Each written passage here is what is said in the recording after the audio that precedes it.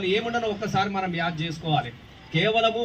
కేవలము మానకొండూరు నియోజకవర్గ పరిధిలోని కేవలం తిమ్మాపూర్ లేదు, మానకొండూరు ప్రాంతాలకు మాత్రమే కాకతీయ కెనాల్ ద్వారా నీళ్లు పోయేది. బావులలోని కాలువకు కొట్టుకపోతా ఉంటే దానికి అడ్డం నిలబడి ఆ రాత్రంతా కాపాడుకొని అయ్యో గిట్ల కాదు అని చెప్పేసి మళ్ళా మన ఉద్యమ నేత కేసీఆర్ గారు, ముఖ్యమంత్రి గారు హెలికాప్టర్ ద్వారా, అలాగే మన మిడ్మానేర్ నుంచి తోటపల్లి వరకు గౌరెల్లి వైపు కిందికెళ్లే విధంగా అద్భుతమైనటువంటి వరద కాలువలు కూడా మనము తీసుకొచ్చుకొని మంచి కానీ చెడు కానీ 5 ఏళ్ళు ఉండవలసింది ఎవరైనా కానీ, వాపస్ తీసుకునేది లేదు.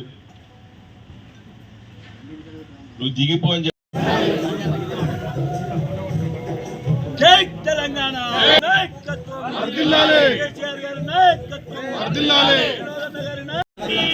జై తెలంగాణ జై తెలంగాణ జై తెలంగాణ జై తెలంగాణ కేసీఆర్ గారి నాయకత్వం వర్ధిల్లాలి, కేసీఆర్ గారి నాయకత్వం వర్ధిల్లాలి, తెలంగాణ గారి నాయకత్వం వర్ధిల్లాలి. కాంగ్రెస్ పార్టీ ఏమి హామీలు ఇచ్చింది? బీఆర్ఎస్ రాష్ట్ర పార్టీ నిర్ణయం ప్రకారంగా మేము దీక్షా దివాస్ చేస్తున్నాము. ఎందుకంటే కాంగ్రెస్ పార్టీ హామీలు రైతులకు ఇచ్చి ఓట్లు దండుకున్నది. దాంట్లో మొదటిది ప్రతి క్వింటాల్కి వడ్లకి 500 రూపాయలు ఇస్తామని చెప్పారు.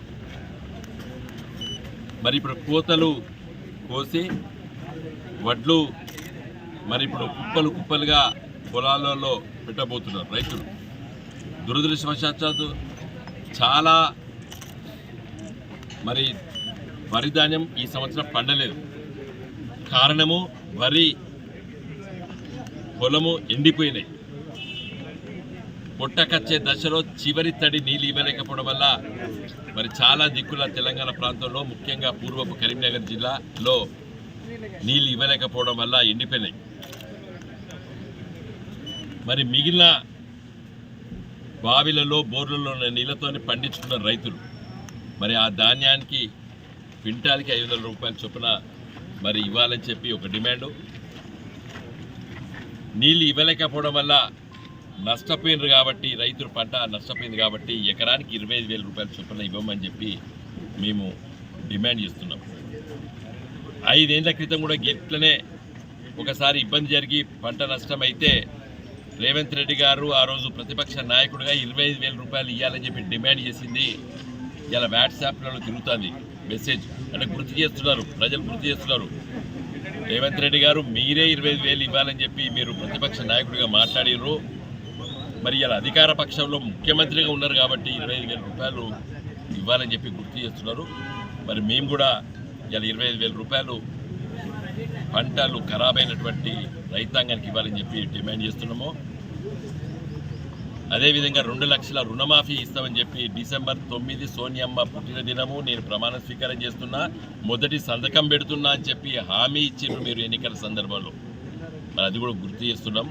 ఈ దీక్ష శిబిరం నుండి మీరు వెంటనే ఇవన్నీ కూడా అమలు చేయాలని చెప్పి తెలంగాణ రాష్ట్ర వ్యాప్తంగా డిమాండ్ చేస్తున్నాం. రానున్న రోజుల్లో పట తెలంగాణ రైతాంగాన్ని కదిలించి, మేము ప్రతిపక్ష పార్టీలో ఉన్నాం కాబట్టి, ప్రతిపక్ష పార్టీ కాబట్టి, ప్రతిపక్ష హోదాలో ఉన్నాం కాబట్టి మరి రైతుల పక్షాలు నిలబడవలసినటువంటి బాధ్యత మా మీద ఉన్నది కాబట్టి ఈరోజు ఈ కార్యక్రమాన్ని మొదలుపెట్టాం.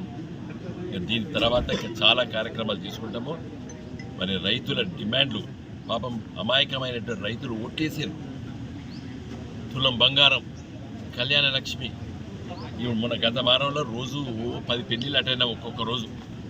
మరి ఆ పెళ్లి పిల్లల్ని అడిగినాం, మరి తాళి ఇచ్చిందా, మరి రేవంత్ రెడ్డి మరి బంగారం ఇస్తానడుగా మరి దాంతో చేయించుకున్నారా అని అడిగినా. అసలు 1 లక్ష ఇచ్చినట్లేడా, ఆయనకి తులం బంగారం ఇస్తాడా అని చెప్పి ప్రజలు ఆశ్చర్యపోతున్నారు. మరి డబ్బులు చూస్తే మొన్న రేవంత్ రెడ్డి గారి ప్రభుత్వం చెప్పింది, మా ప్రభుత్వం ఈసారి 18% పన్నులు ఎక్కువ వచ్చినాయి మాకని చెప్పి చెప్పుకున్నది తెలంగాణ కొత్త ప్రభుత్వం. దాన్ని పునాది వేసింది మేము, గట్టి పునాది వేసాం కాబట్టి ఇలా మంచి రాబడి వస్తున్నది. పన్నుల రూపంలో కూడా మంచి రాబడి వస్తున్నది. GST 18% పెరిగిందని చెప్పి రేవంత్ రెడ్డి గారి ప్రభుత్వం చెప్పింది. మరి డబ్బులు వచ్చినప్పుడు నువ్వు ఎందుకు ఖర్చు పెడతలేవు?